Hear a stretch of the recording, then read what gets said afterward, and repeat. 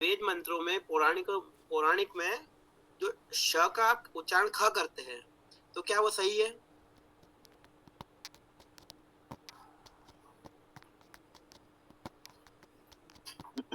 ये बात तो संभवतः कल आई थी।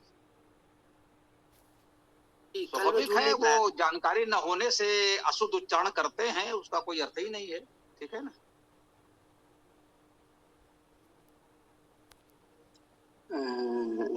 स्वामी जी, इसमें एक जोड़ देता हूँ कि आज एक मंत्र डाला हमने पुरुष सूक्त, तो उसमें आप देखेंगे कि लोग षटकोण के सा को ठीक से उच्चारण ना कर सकने के कारण ही खा करते हैं, जो अशुद्ध है।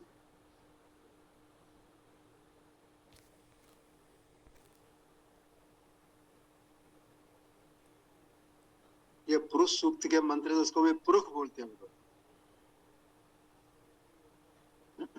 जी, ये ठीक बात है, और ये केवल उनके कह सकते हैं जानकारी ना होने की बात है। यदि उनको सही जानकारी होती तो सही उच्चारण करते।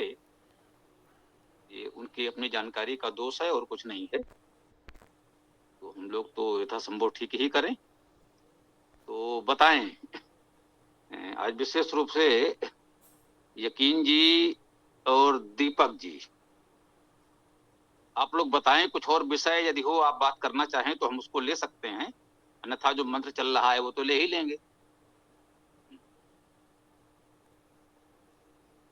नमस्ते स्वामी जी।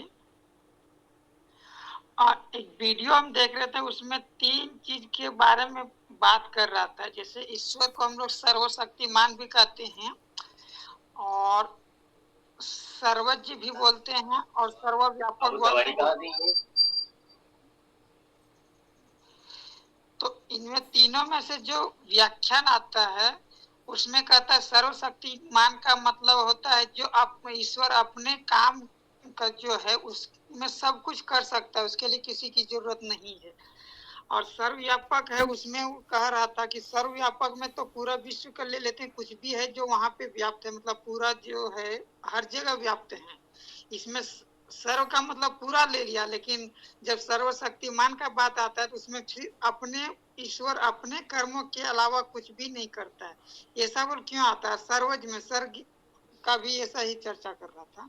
इसके बारे में आप कुछ जानकारी दे सकते हैं तो कृपा करें। ओ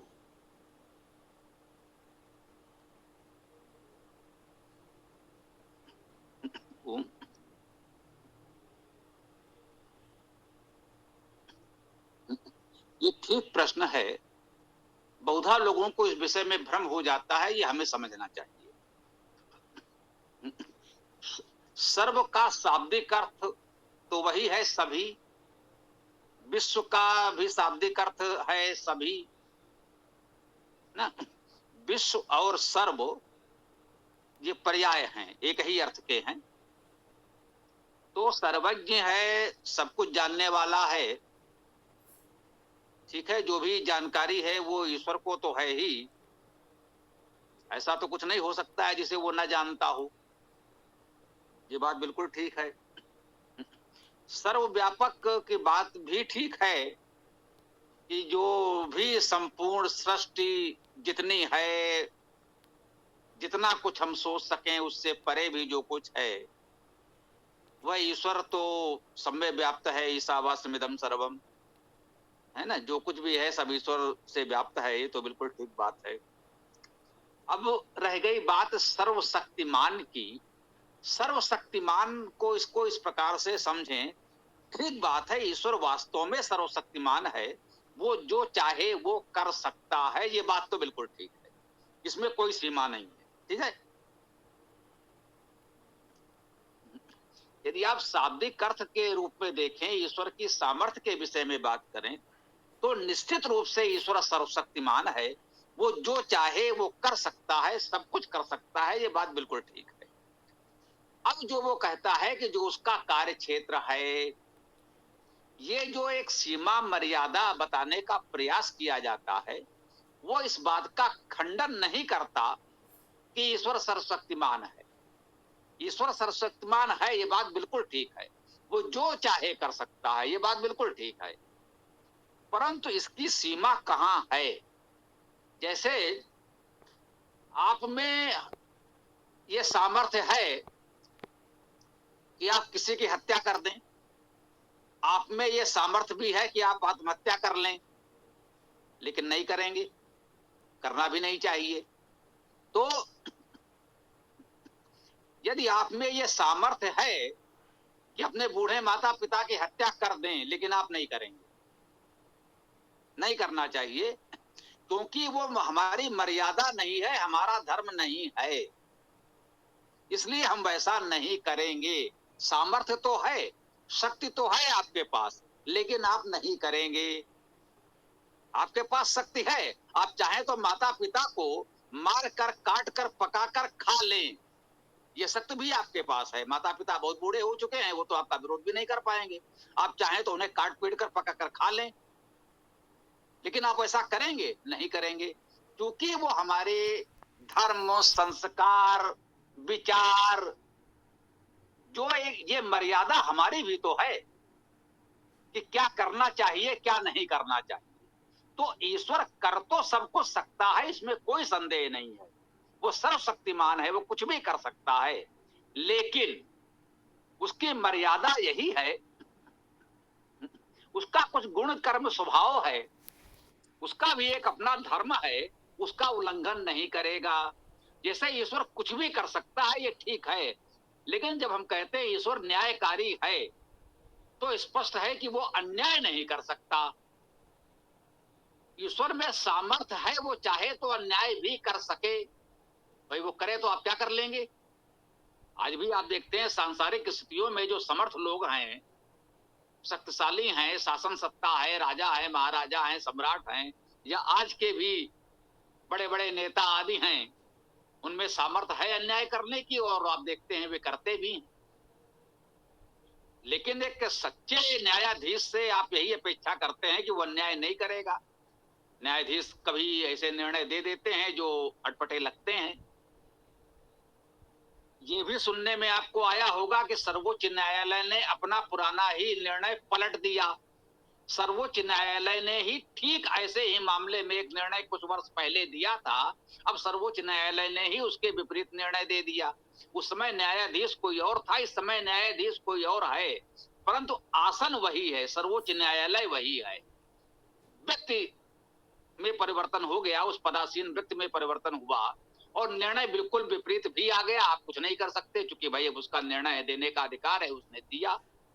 अब या तो पहले वाला निर्णय ठीक नहीं था, या तो नया वाला निर्णय ठीक नहीं था, कुछ तो है।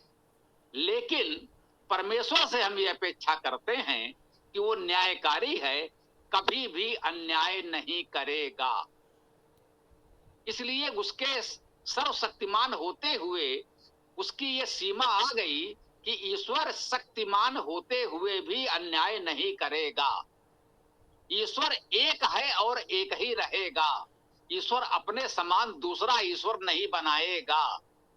अब कहें क्या ईश्वर में ये सामर्थ्य नहीं है अपने जैसा दूसरा ईश्वर बना दे? ईश्वर ने जीव बनाए हैं जो अपने जैसे दूसरे जीव उत्पन्न कर सकते हैं।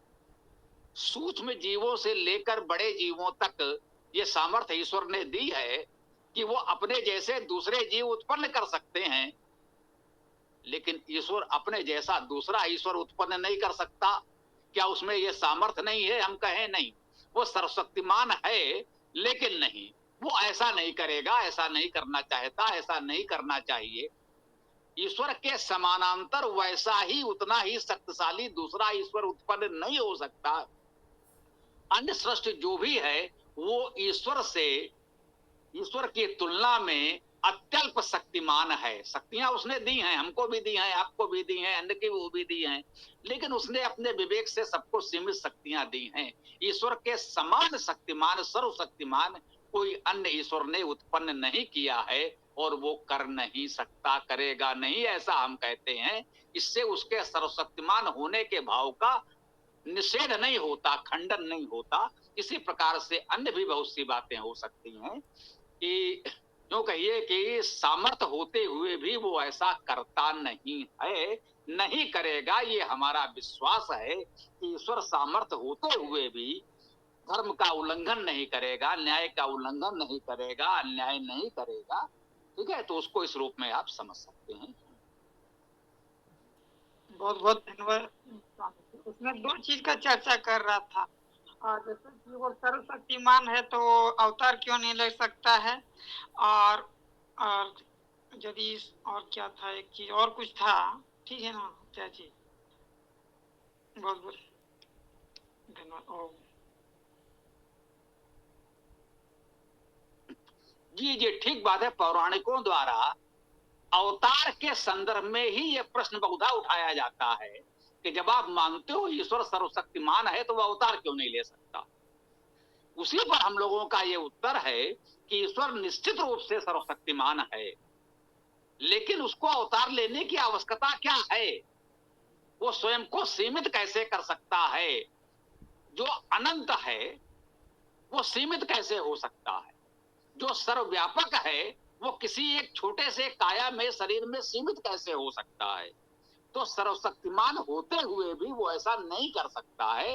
ये मर्यादा, ये सीमा तो हमें माननी ही पड़ेगी। वो सर्वशक्तिमान है, उसका यह आशय तो नहीं कि अपने जैसे दूसरे ईश्वर बना देगा, वो अन्याय करने लगेगा, वो मनमाना जो भी करने लगेगा। उसकी इच्छा है आज धरती सूर्य चंद्रमा सब टकरा जाएंगे, भाई वो चाहे तो कुछ भी कर सकता है, लेकिन ऐसा नहीं है ना। उसने एक रीति व्यवस्था, नियम व्यवस्था बनाई है, उस नियम के अंतर्गत ही सृष्टि का संचालन हो रहा है। यही कहते हैं कि वो रित का उल्लंघन स्वयं भी नहीं करता। यद्यप उसने नियम बनाया है, वो चाहे तो तोड़ दे, लेकिन नहीं करता। जैसे आज भी शासन व्यवस्था जो नियम बनाती है, कोई कैसा ये नियम तो हमने ही बनाया था, हमने ही पारित किया था, मैं इसका उल्लंघन करूं? नहीं। नियम आपने बनाया, अच्छी बात है, लेकिन उसके उल्लंघन का अधिकार हम नियम बनाने वाले को भी नहीं देते। यही न्याय है, यही धर्म है। तो ईश्वर ने जो व्यवस्था रीत की बना दी है, उसका उल्लंघन वो स्वयं भी नहीं करता। ये बात बिल्कुल ठीक बात है कि रीत की व्यवस्था अर्थात कुछ नियम है जिससे प्रकृति का संचालन होता है, उसका उल्लंघन ईश्वर भी नहीं करता। इसलिए ईश्वर अवतार उस रूप में नहीं ले सकता। हाँ, अवतार इस रूप में हो सकता है। आप चाहोगे मैं कह रहा हूं, जी हाँ, ईश्वर का अवतार हो सकता है। ईश्वर अवतार नहीं लेगा, लेकिन ईश्वर का अवतार हो सकता है। अवतार शब्द का क्या अर्थ हुआ? अवतरण या उतरना, जिसे बोलचाल में हम अपनी वर्तमान खड़ी बोली में कहते हैं उतरना। ये अवतार का अपभ्रंश है, बिगड़ा हुआ रूप है। अव अर्थात नीचे, त्रिधातु का अर्थ है तैरना, चलना, उसी से बना त्रि से तार। अवतार नीचे उतरना जिसे हम कहते हैं, अवतार का अर्थ हो गया उतरना। ईश्वर अपने उच्च स्थिति से नीचे क्यों उतरेगा? ईश्वर नहीं उतरेगा, ईश्वर का पतन नहीं होगा, लेकिन हम अपने में कुछ ईश्वरीय गुणों का अवतरण कर सकते हैं। आप अपनी स्वाध्याय साधना से ईश्वरीय गुणों का अवतरण अपने में कर सकते हैं। इस अर्थ में अवतार हो सकते हैं। हम कह सकते हैं कि हमारे जितने ऋषि हैं सब ईश्वर के अवतार हैं। सब में सभी ऋषियों ने अपने भीतर दिव्य ईश्वरी गुणों का अवतरण किया, दिव्य ईश्वरी चेतना का अवतरण किया। उन्होंने अपने अंदर ईश्वरी दिव्य गुणों को उतारा, तो वो ईश्वरी गुणों का अवतरण उनमें हुआ। ये है ईश्वर का अवतार होना, और इस तरह हो सकता है। वास्तविक बात यही है। ये कहना कि इस व्यक्ति के रूप में ईश्वर का अवतार हुआ, अब ईश्वर केवल उस व्यक्ति के शरीर में सीमित है, उस व्यक्ति के शरीर के बाहर अन्य स्थान पर ईश्वर नहीं है, तो ये तो नहीं हो सकता। ईश्वर सर्वव्यापक है, वो सदा सर्वव्यापक रहेगा। वो जिसे आप ईश्वर का अवतार होना बता रहे हैं, तो ईश्वर सर्वव्यापक है, तो उसमें भी है और हम में, आप में, अन्य में भी है, संपूर्ण सृष्टि में है। वो सदैव सर्वव्यापक रहेगा ही। ओम बोलिए।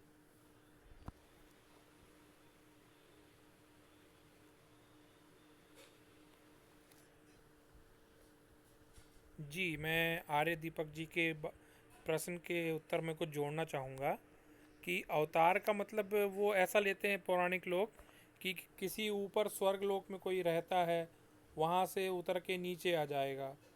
लेकिन वेद में ये लिखा हुआ, वेद में स्पष्ट है कि परमात्मा सर्वव्यापक है। मतलब पहले से ही सब जगह पे वो है ही। अगर वो पहले से ही सब जगह है ही तो किस स्थान को छोड़ के किस स्थान पे जाएगा? ये प्रश्न पहले भी आया था, तो मैंने इसका उत्तर ऐसा ही दिया था पहले भी। बिल्कुल ठीक कहा भाई। ईश्वर सर्वव्यापक है तो उसे कहीं आना जाना उतरना चढ़ना है ही नहीं। जहां आप जिसमें ईश्वर का अवतार होना बताते हैं तो उसमें तो ईश्वर सर्वव्यापक है ही, क्या समस्या है भाई? आप कहते हैं राम, ठीक है, राम में भी ईश्वर है, हम में भी है, आप में भी है, राम में भी है, कृष्ण में भी है, बुद्ध में भी है, दयानंद में भी है, हम में आप में भी है। ईश्वर सर्वव्यापी है, हम सब में ईश्वर अवतरित है। ईश्वर सर्वव्यापक है, हम सब ईश्वर के अवतार हैं। हमारे अंदर जो चेतना है, जो हम चेतन हैं, वो ईश्वर की चेतना ही तो है, अलग से कोई चेतना नहीं आई है। ईश्वर की चेतना ही हम में है, ईश्वर ही हम सब में अवतरित है। तो उस रूप में ईश्वर सर्वव्यापक है और सब में अवतरित है। तो ये बिल्कुल ठीक बात कही आपने। तो इसमें बात उठ रहा था कि जैसे ईश्वर सब में है, मुझ में भी है, तो वेद के रूप में जो आदि वेद जो मिला वो हम लोग को अभिज्ञान क्यों नहीं प्राप्त होता है? जैसे जब हमारे अंदर ईश्वर हैं और सर्वज्ञ हैं, सर्व ज्ञानी है, मतलब बहुत ज्ञान है ईश्वर को, तो ईश्वर मेरे अंदर हैं, तो हम ज्ञानी क्यों नहीं हो सकते? ओ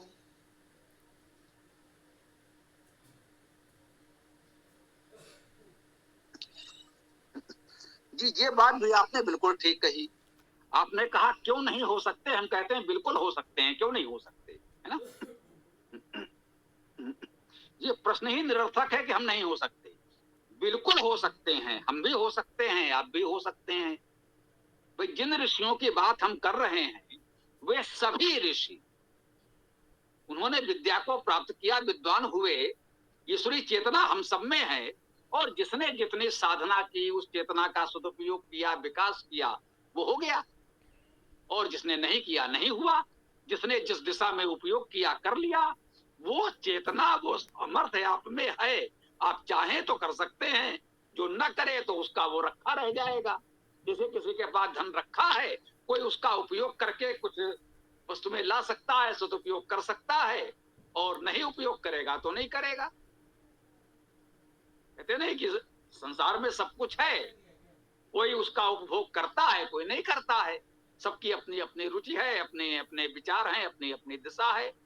जहां तक आपने वेद की बात कही, सुसंकल्प सूक्त में एक मंत्र आता है, यजुर्वेद अध्याय 34 मंत्र 106 सुसंकल्प सूक्त है।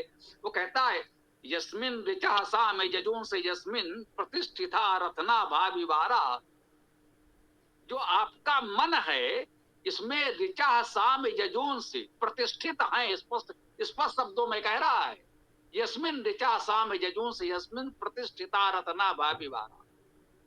आपके मन में ऋचाएं, साम, यजुस, ये सारे वेद मंत्र आपके मन में प्रतिष्ठित हैं। क्योंकि चेतना ईश्वर की आप में भी है, ये मन उसी चेतना से चेतन होकर कार्य करता है।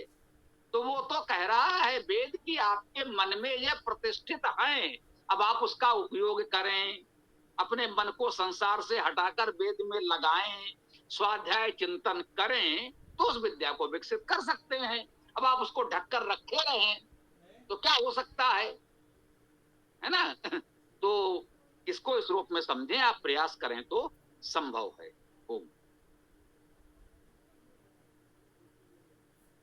बहुत बहुत धन्यवाद स्वामी जी।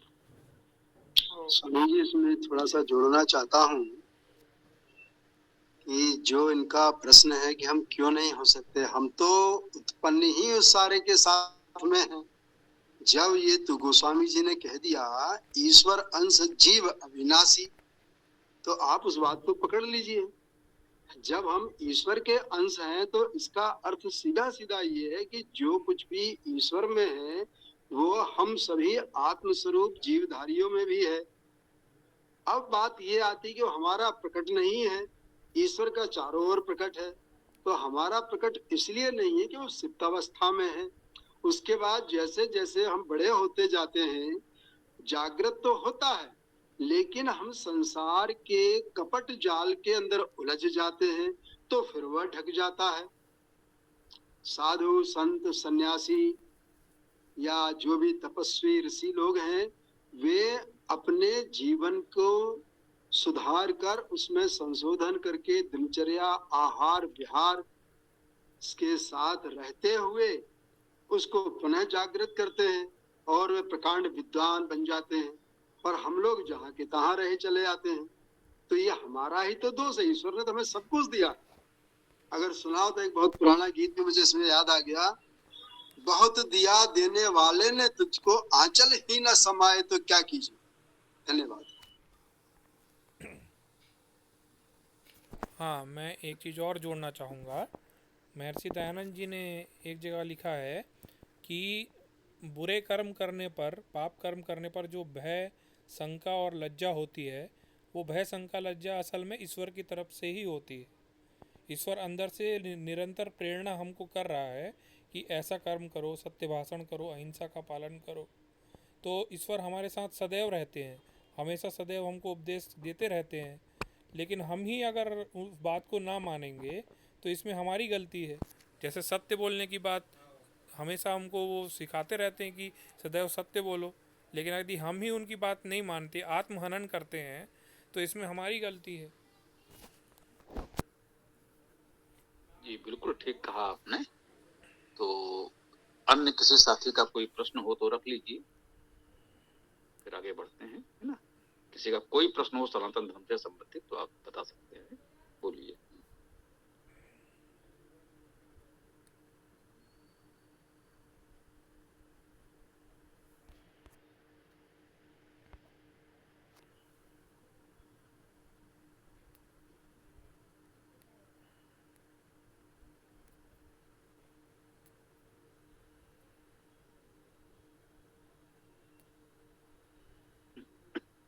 जी किसी को कोई बात हो तो रख सकते हैं, अन्यथा फिर सीताराम जी समापन करें, ऐसी बात नहीं है, देख लीजिए।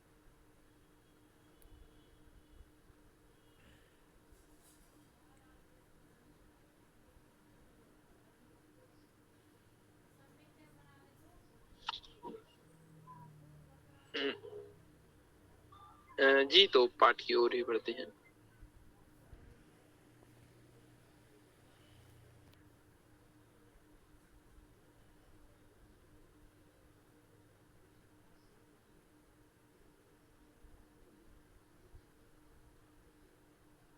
ऋग्वेद मंडल 10 सूक्त 191 संगठन सूक्त।